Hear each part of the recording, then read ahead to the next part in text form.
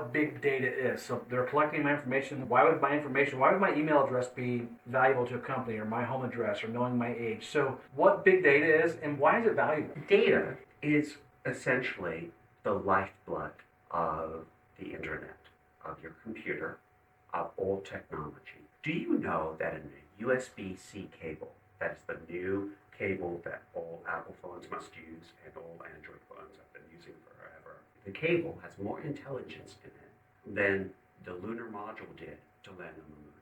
The cable. There are chips in the cable, and those cables are smarter than the old computers we had. So a lot of Americans are aware that when I go on the internet, I make a purchase, they're collecting my email, they're collecting maybe where I live, what town, my age. Why is that so valuable to a company like Facebook or a company like Google?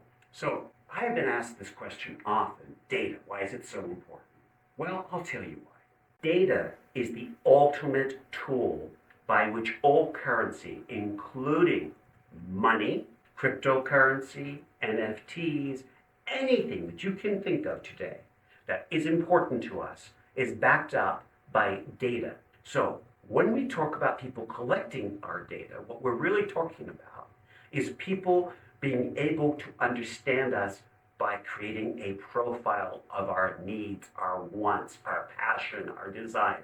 So what data has become, it's become a weapon in which if you have a person's profile and you know how they think, you know what movies they like to watch, you know restaurants they go to, what they're going to eat, and also how long they drive to work, how long they actually go on holiday, and all the other things that human beings do, then it allows you to build a model to suggest things to those people that is based on their bias and how you can manipulate them into doing anything you want them to do. So, data, how is it used? So when you go on YouTube, you start to scroll through different subject matters and you pick your first video. Let's pretend your first video is how to pet your cat. Then immediately the algorithm will start giving you more cat videos. But then you start to look for the cat has fleas.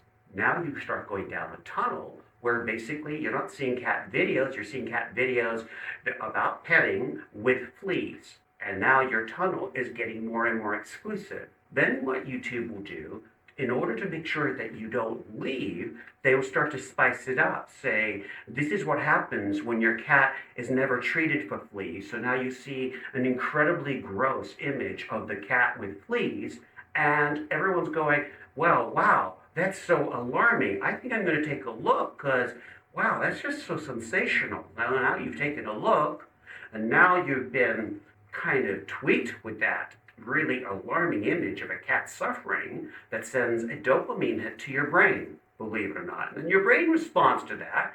And then you see the next YouTube video that might be now a cat and a person, and now we're talking about how a human being is mistreating the cat. Now you're talking about not just cats, you're talking about human beings and cats, and you're talking about abuse of the human to the cat. So how did you all end up there?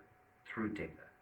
So data is really the ability for corporations to control what you think, what you buy, and who you are in their eye. Because with their data, they can put you into funnels. They can put you into their own little prison. If they don't like the way you think, they can shadow ban you, meaning they put you into prison where they make sure you will not be seen. Whilst the people they like, they put into a glorified pedestal area where they can be seen by everyone. That's what data does for the big corporations. It allows them to define you, and therefore by defining you, decide how they're going to treat you. And I don't think that's fair.